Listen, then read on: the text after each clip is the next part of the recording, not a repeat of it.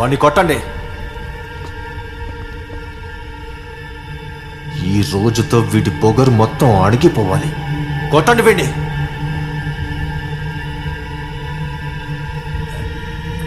నాకు పెళ్ళాయి, వాడి ఎముకలు విరగొట్టు.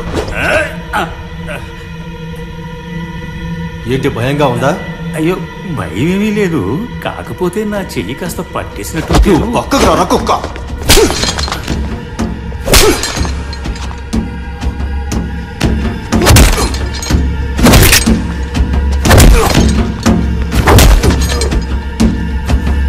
నిన్ను కొట్టిన వాడు ఎవడైనా సరే తిరిగి కొడతావా? ధైర్యం ఉంటే ఇప్పుడు కొట్రా. నీ చెప్పు కొట్రా కొట్రా. నీ వల్ల అయితే తిరిగి కొట్రా చూద్దాం.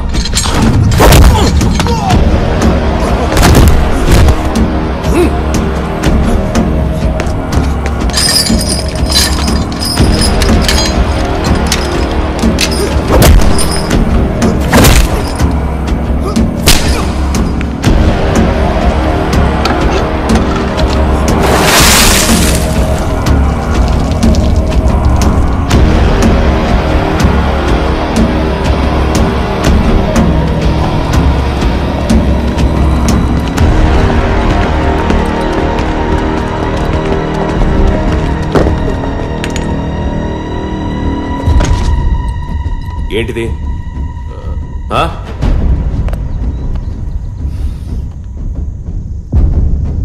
ఇదెందుకు ఇక్కడ? అధికారి గారు అది రా.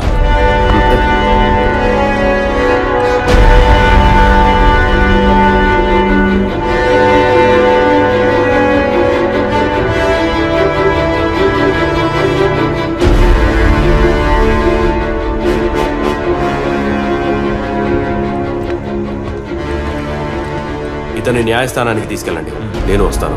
సరే.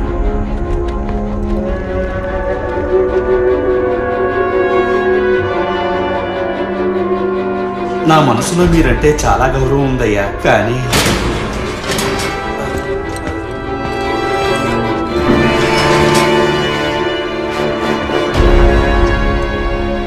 ఎంత ఆకలిగా ఉన్నా, దాహం వేసినా సరే వీళ్ళిచ్చే ఒక్క చుక్క నీరు కూడా మీరు తాకండి.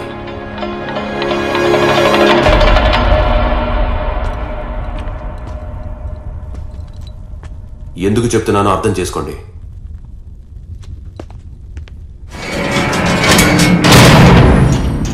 ఇప్పుడు వచ్చింది ఎవరో తెలుసా?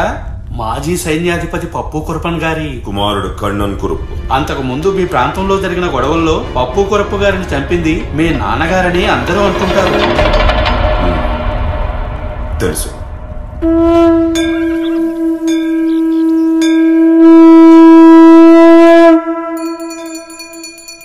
కృష్ణ, వాసుదేవ, నా సంకట స్థితి నీకు తెలుసు.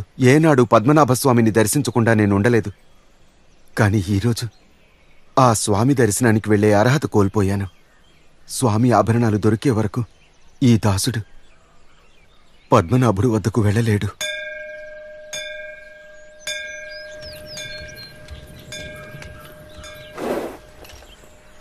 కృష్ణన్ తబ్బి. మహారాణి, ఇలా రండి. చెప్పండి మహారాణి. ఆరాటపుల వేలాయుధ చెగావర్ని వెంటనే కలవాలనుకుంటున్నాను చెప్పండి. అప్పుడైతే మహారాణి గారికి విషయం తెలీదా? ఏంటి? వేలాయుధ చెగావర్ని బంధించి జైల్లో పెట్టారు. జైల్లో పెట్టారా? అవును, మంత్రి ఉత్తర్వులు ఇచ్చారని చెప్పారు.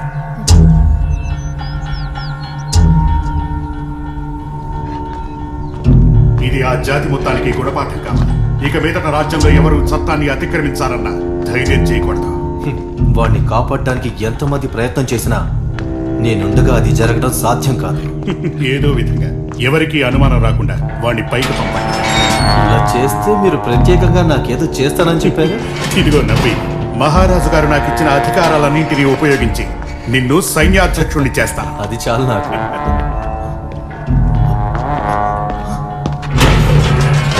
ఎక్కడ వాడు?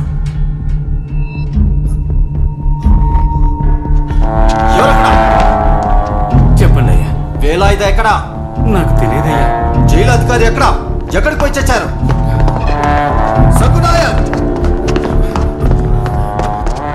అయ్యా, ఈ చెరసాల్లో ఉండాల్సిన వేలాయుధ ఎక్కడా? అతన్ని విడుదల చేయమని చెప్పారు. ఎవరు? రుద్ర వచ్చి చెప్పారు, రాణిగారు విడుదల చేయమన్నారు.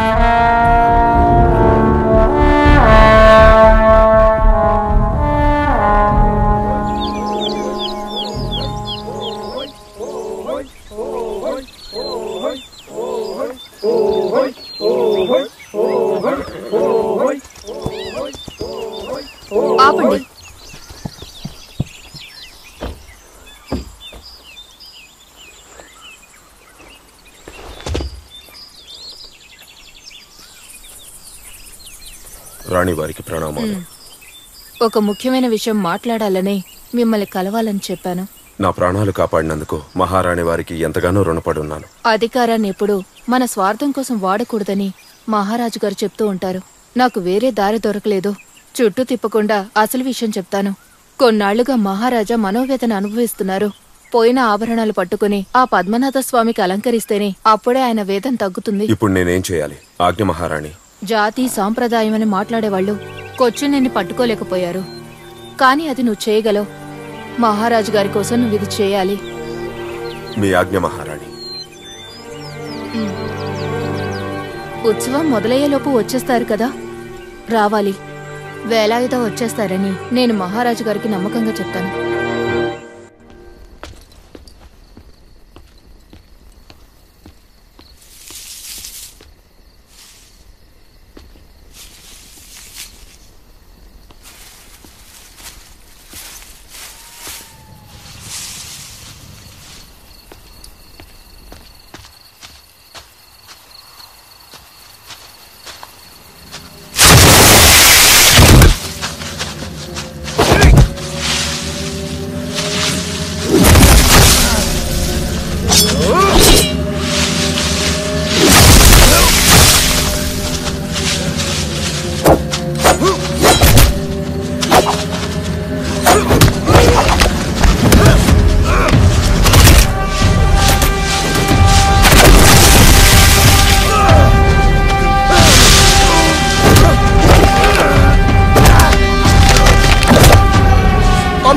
మీరు త్వరగా తీసుకుని వెళ్ళిపోండి.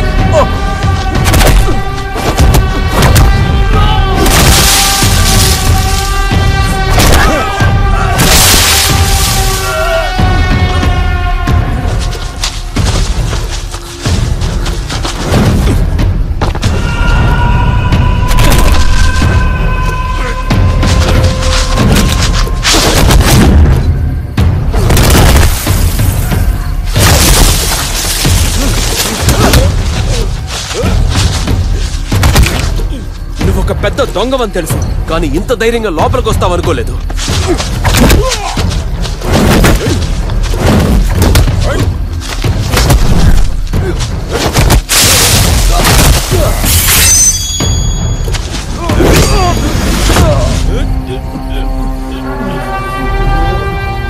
చనిపోయిన పప్పు కురుపన్ కొడుకువి కదా నువ్వు?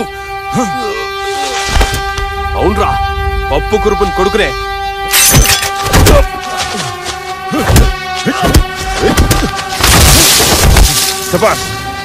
దేశం కోసం బతికిన పప్పు కొరపు కొడుక్కి ఇంత ధైర్యం ఉండాలి. కానీ నేను అడిగేదానికి సమాధానం చెప్పు. ఆ రోజు నీ తండ్రి తల నరికిన తక్కువ జాతి వాళ్ళని ఏమీ చేయని ఆ రాజ కుటుంబానికి విశ్వాసంగా ఎందుకుంటున్నావు?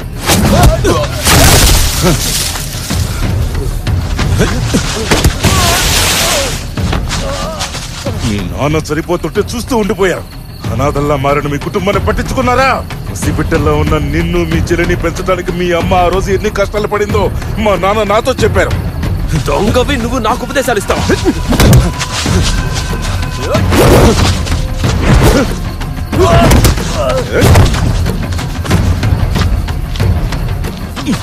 ఇదేమి ఉపదేశం కాదు. ఆ రోజు పస్తులతో ఉన్న మీకు అన్నం పెట్టి ఆదరించింది నేనన్న విషయాన్ని చెప్తున్నాను. అందులో ఉన్న రత్నాల్లో కొన్ని కోట్లు విలువ చేస్తాయి. అందులో సగం నేను నీకు ఇచ్చేస్తాను. ఇది నేను నీకు ఇస్తున్న మాట. నా గురించి నువ్వేమనుకుంటున్నావురా?